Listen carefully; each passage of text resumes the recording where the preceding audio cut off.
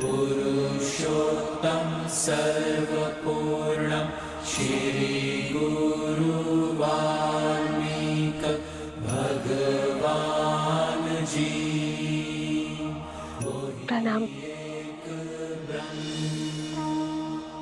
सौभाग्यशालिनी हूं मैं कि मुझे आपके पावन सानिध्य में शरण मिली। रघुवंशी आपके इस उपकार के लिए सदा आपके सामने नतमस्तक रहेगा। इस आश्रम को तुम्हारी ही प्रतीक्षा थी जानकी। ये आश्रम तुम्हारे लिए शरण नहीं, घर है तुम्हारा। धन्यवाद। किंतु एक निवेदन है। निर्भय होकर कहो। आप तो अंतर्यामी है, सर्वज्ञाता है। आपने मुझे पहचान लिया, किंतु मैं नहीं चाहती कि यहाँ किसी को मेरा परिचय मिले, और ना ही मैं यहाँ किसी को वन में आने का कारण बता सकती हूँ। ये संसार वो बहेलिया है जिसे सुख और आनंद में डूबे पंछियों को अलग करने में बड़ा सुख मिलता है। इसीलिए इस जग में प्रेम और संतोष को पाना इतना कठिन है। तुम्हारी कथा, तुम्हारी व्यथा और वन में भेजे जाने का कारण मैं सब जानता हूं। निश्चिंत रहो। यहां इस वन में ना ही तुमसे कोई तुम्हारा नाम या परिचय पूछेगा और ना ही कोई संदेह करेगा। यहां सब तुम्हें वन देवी के नाम से जानेंगे।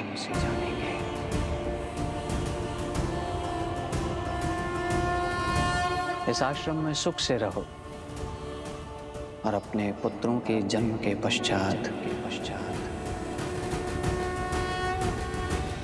पुत्रों? हाँ सीता, एक नहीं दो सूर्यवंशी जन्म लेंगे तुम्हारे गर्भ से।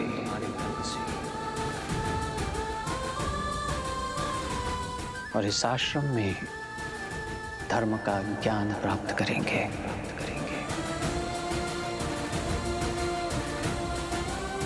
आपकी वाणी ने मेरे मन को आनंदित कर दिया।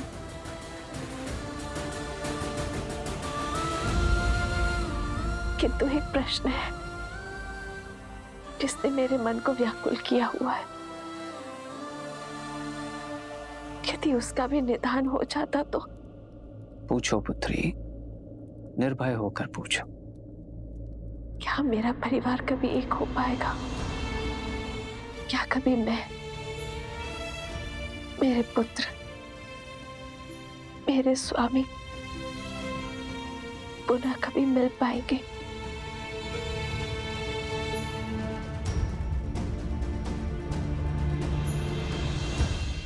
प्रभु मिलन का समय जान लेने से भक्ति का क्षय हो जाता है पुत्री, और मिलन का समय जान लेने से मिलन के आनंद का। इसीलिए नियति के लेख को समय से पहले पढ़ने का या पढ़ने का प्रयास करना व्यर्थ है। फिर भी तुम्हारे हृदय की शांति के लिए मैं इतना अवश्य बता सकता हूं कि अयोध्या के राज सिंहासन पर तुम्हारे पुत्रों का राज्याभिषेक अवश्य होगा।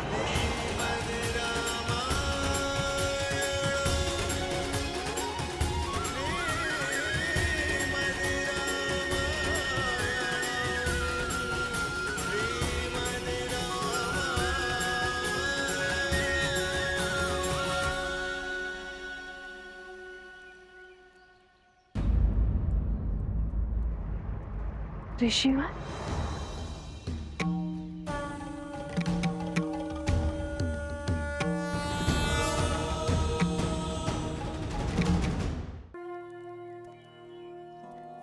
प्रणिपात ऋषिवर। सौभाग्यवती भव। महारानी सीता।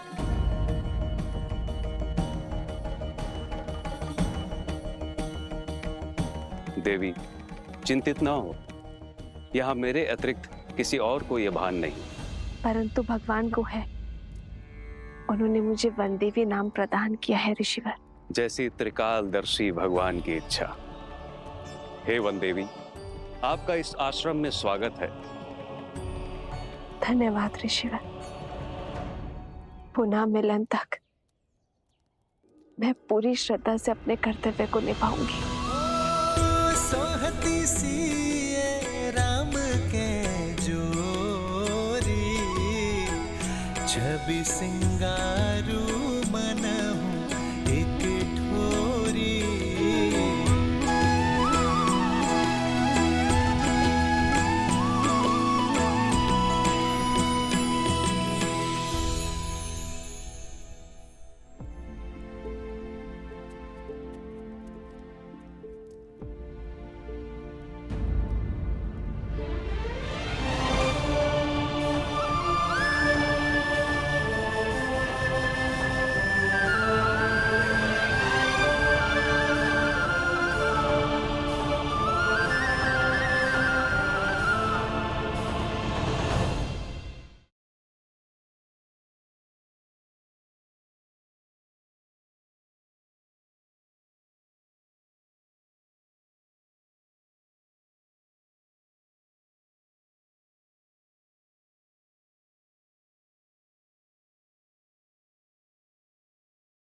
पुनः अयोध्या का प्रेम पा लिया, पर मैं भी सहस्त्र मुख रावण हूँ। तो फिर इस परिस्थिति से लड़ने के लिए तुम्हारे पास क्या योजना है भैया? जो सीता तक जाकर पूरी होगी। मैं आ रहा हूँ देवी सीता।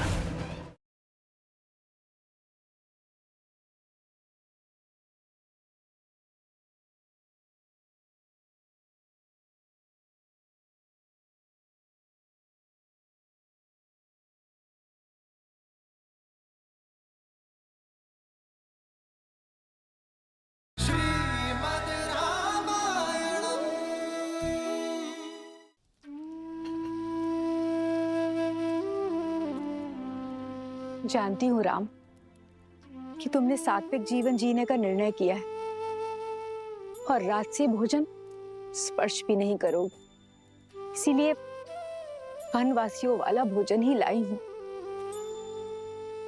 आज मना मत करना। जब से सीता गई है तुमने अन्न का एक अंश भी नहीं खाया।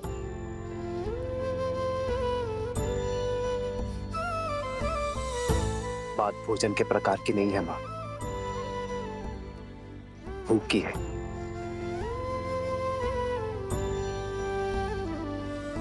मुझे भूख नहीं है। खा लो। कैसे खा लूं माता? न जाने मेरे पति ने भोजन किया होगा या नहीं। अब केवल पत्नी नहीं, माँ भी हो तुम। तुम्हारा जीवन, तुम्हारा स्वास्थ्य आने वाली संतान के जीवन और स्वास्थ्य से भी जुड़ा है और तुम्हारा पहला कर्तव्य है अपने गर्भ में पलने वाले शिशु को पोषण देना।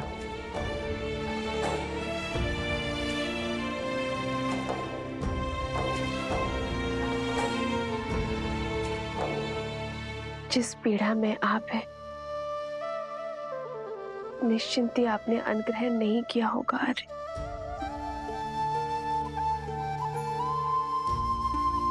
थाली यहाँ रख के जा रही हूँ पुत्र। जानती हूँ कि सीता की चिंता ने हम सबकी भूख प्यास सब हर लिए, किंतु स्वयं के लिए ना सही, सीता के लिए तो खा लो,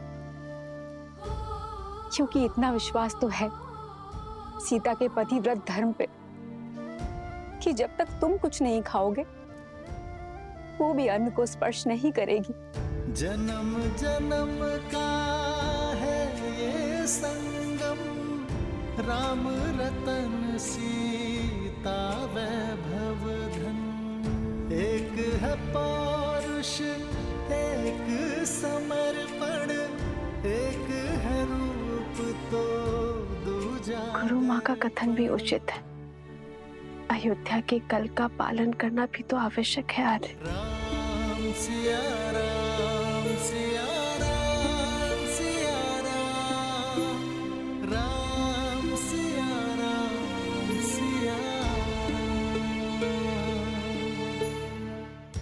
नहीं, मैं आपको खिलाए बिना नहीं खा सकती आर्य।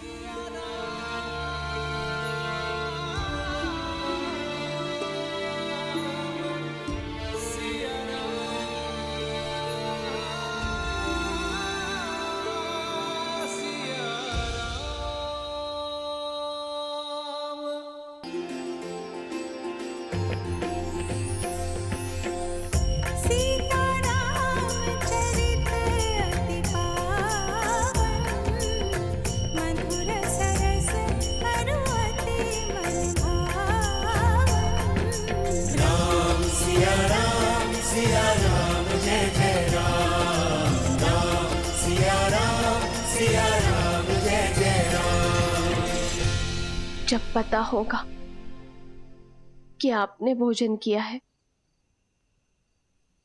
तभी मुझे तृप्ति मिलेगी आर्य। तभी मुझे भोजन करने की इच्छा होगी कि आपके कंठ से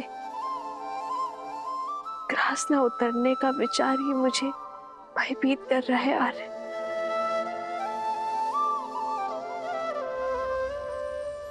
श्री राम, श्री राम।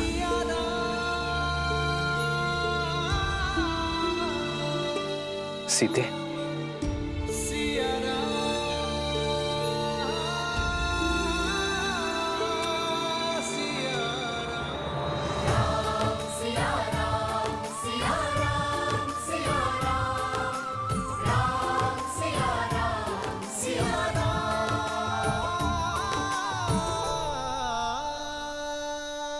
कब तक स्वयं को भूखा रखेंगे आर्य? जब तक ये ना जान जाओ कि मेरी सीता ने भोजन किया है या नहीं। कभी आपसे पहले भोजन किया है मैंने? इसीलिए तो सीते। आर्य, जब दो लोगों में गहन और सच्चा प्रेम हो तो वो एक दूसरे का प्रतिबिंब बन जाते हैं। एक दूसरे से दूर होकर भी एक दूसरे से अलग नहीं हो पाते। एक का सुख दूसरा अनुभव करता है, एक का दुख दूसरे को व्याकुल करता है। आर्य, यदि आप सुखी नहीं रहेंगे, जीवित रहने का मार्ग नहीं खोजेंगे, तो मैं सुख के साथ अपना जीवन कैसे व्यतीत कर पाऊंगी आर्य? मेरे लिए, मेरे गर्भ में पल रही संतान के लिए आपका सामान्य होना आवश्यक है आर्य। इसलिए स्वयं को क्षमा कर दीजिए। भाग्य के इस लेख को स्वीकार लीजिए आर्य, और हमारे वियोग को एक नए सौभाग्य का प्रारंभ समझकर आगे बढ़िए। ये मस्तिष्क तुम्हारी कही हर बात मानता है सीते, पर इस मन का क्या करूं? जैसे मैं अपनी संतान के स्वास्थ्य, उसके सुख के लिए तत्पर हूं, वैसे ही आपको आपकी संतान अयोध्या की प्रजा के बारे में सोचना होगा आर्य। आपके भूखे रहने से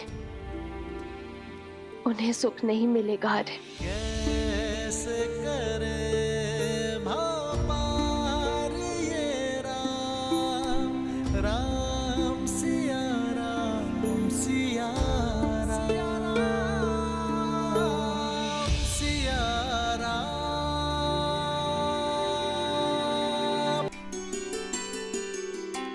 प्रेम समर्पण करुणा ज्ञान से है भरा दो प्यारा नाम।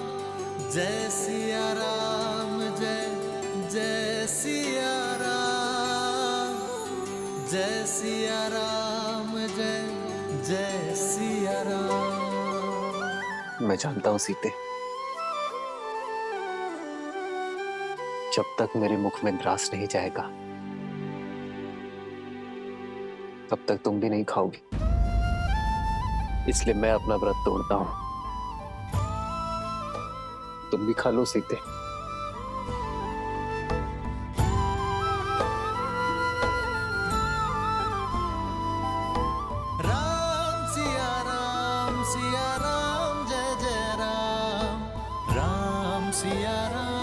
सिया राम जय जय राम। जन्म जन्म का है ये संगम, राम रतन सीता वैभव धन। लगता है आपने भोजन ग्रहण कर लिया है आर्य। अब मैं भी भोजन कर सकती हूँ। एक है पौरुष, एक समर्पण, एक है रूप तो दूजा दर्पण। राम है लोचन सीता दृष्टि, राम है बादल सीता वृष्टि।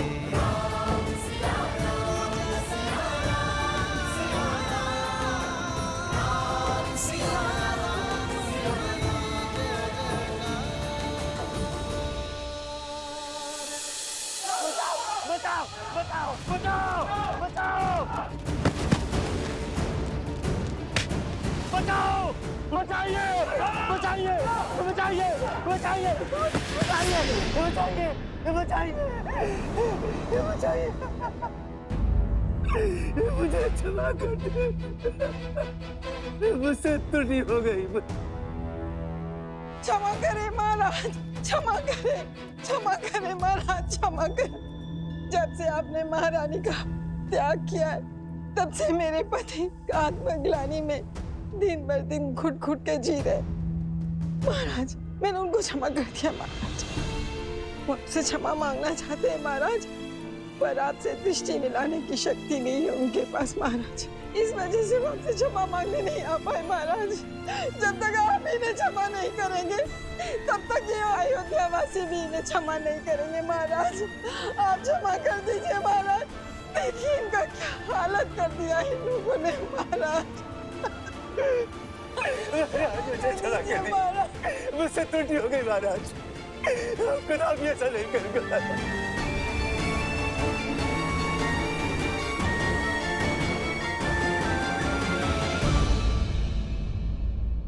उठिए देवी, उठो। इन नगर वासियों का कोई अपराध नहीं है, इन्होंने कोई दोष नहीं किया है।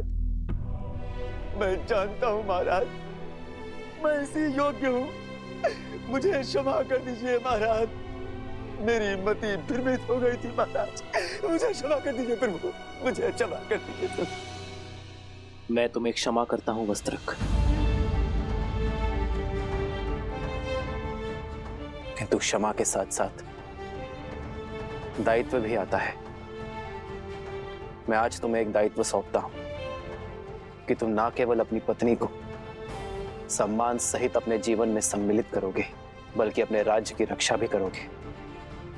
ये ध्यान रखोगे कि लोक अपवाद से कोई भी किसी भी तरह प्रभावित ना हो।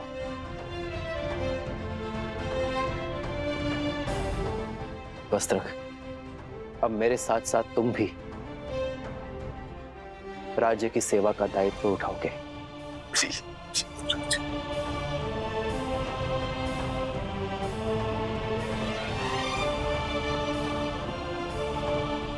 मैं जानता हूं आप सभी व्याकुल हैं, किंतु अराजकता किसी समस्या का हल नहीं। यदि आप कुछ करना ही चाहते हैं तो अयोध्या को कर्म और धर्म की पराकाष्ठा बनाने की यात्रा में अपना सहयोग दीजिए। इस राज्य को राम राज्य बनाने में सहायता कीजिए। कहिए, क्या मेरी अयोध्या की प्रजा मेरी सहायता करेगी? अवश्य सहायता करेंगे महाराज, हम लोग भी अपनी तरफ से पूर्ण सहायता करेंगे। महाराज, आपका बहुत बहुत आभार। अब मैं किसी के बहकावे में नहीं आऊंगा। मुझे स्मरण है, कोई धूर्त वृद्ध ब्राह्मण का भेष बदलकर आया और मुझे भ्रमित करके चला गया।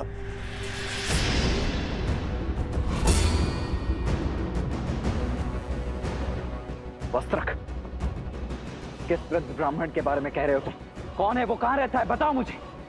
मैं उसे घसीट कर यहाँ इस सभा में लेकर आऊंगा।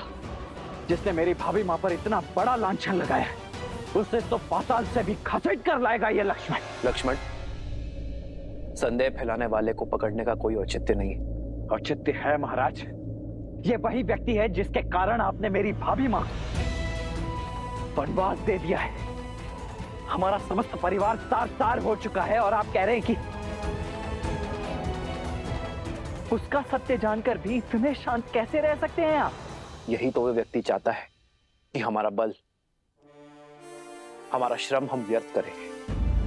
हमें हमारी शक्ति, हमारे बल को लोक अपवाद फैलाने वाले को पकड़ने में नहीं, बल्कि स्वयं और राज्य को इतना सशक्त बनाने में लगानी चाहिए कि भविष्य में कोई भी लोक अपवाद हमें प्रभावित ना कर सके।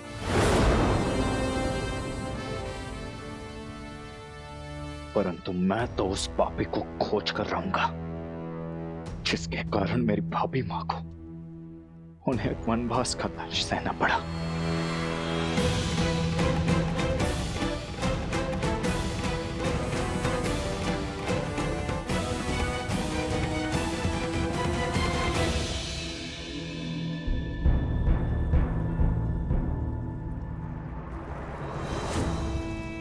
उत्तम नहीं, अति उत्तम उत्तर दिया है उस राम ने मेरे छल का। करुणा और त्याग का आवरण ओढ़कर छल का ऐसा लट्टू फेंका है कि सब चारों खाने चित त्याग का डंका बजाकर पुनः अयोध्या का प्रेम पा लिया। बड़ा चतुर निकला ये सूर्यवंशी, पर मैं भी सहस्त्रमुख रावण हूं। सहस्त्रमुख रावण, छल के हर खेल का महारथी। तो बातें ही बनाते रहेंगे या दिखाएंगे जौहर अपना? वहां धर्म का स्वरूप वो राम राज्य बना रहा है। अनंत काल तक पूजे जाने का मार्ग प्रशस्त कर रहा है और तुम एक क्षण की ये जीत का उत्साह मना रहे हो। मूर्ख, असुर तो हो, बलवान पर बुद्धिहीन। परिस्थिति चाहे घर के भीतर की हो या राज्य के अंदर की, रणनीति सदा ही उभरती परिस्थितियों की प्रतिक्रिया होती है। तो फिर इस परिस्थिति से लड़ने के लिए तुम्हारे पास क्या योजना है भैया? यात्रा, अपनी माया से सीता को खोजने की तीर्थ यात्रा। और उसके बाद मुझे उसे खोजना है जो मेरी योजना का सहायक बने, अपने प्राणों की आहुति देकर मेरे लिए सफलता की सीढ़ी बने। कौन? धीरज रखो प्रिय बहन, धीरे धीरे तुम्हें सब दिखाई और सुनाई देने लगेगा। आशा करती हूँ कि इस बार जीत तुम्हारी ही होगी, और यदि नहीं हुई तो इस प्रतिशोध की पतवार मुझे ही थामनी होगी।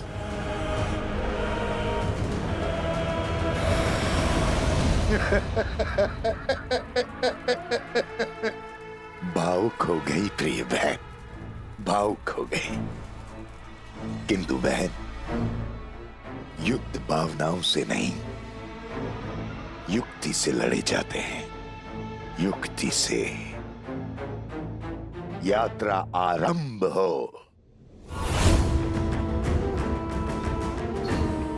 वो यात्रा जो सीता तक जाकर पूरी होगी। मैं आ रहा हूं देवी सीता, मैं आ रहा हूं।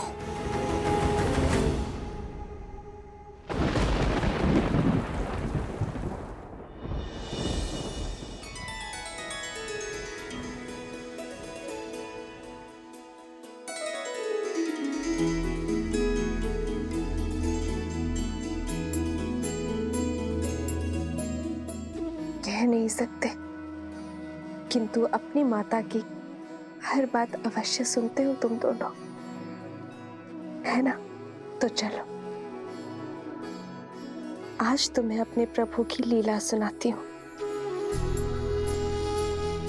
राजा राम से तुम्हारा परिचय करवाती हूँ। वो राजा राम जिनकी भुजाओं में जितना बल है, उससे अधिक प्रेम उनके हृदय में है। अपनी प्रजा को अपने परिवार से ऊपर रखने वाले शासक। और स्मरण रहे, पथ चाहे कितना भी कठिन क्यों ना हो, यदि उनके दिखाए धर्म पथ पर चलोगे तो सदा हल पाओगे।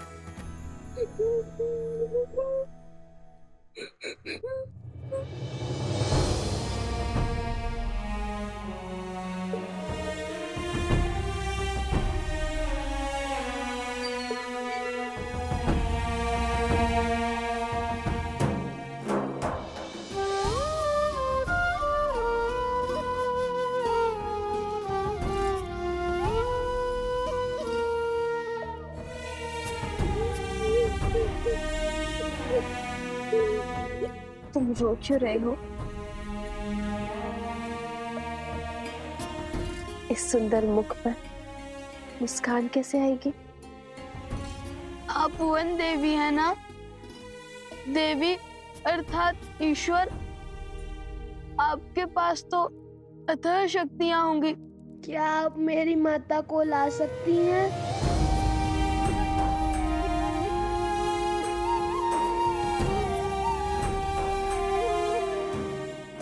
कुमुदनी,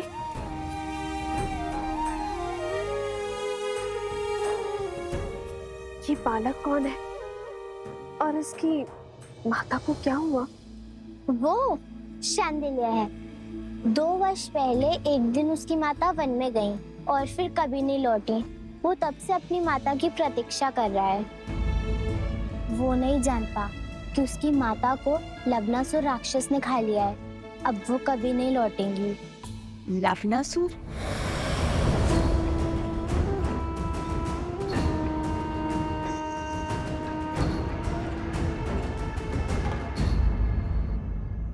पुत्र अर्जुन,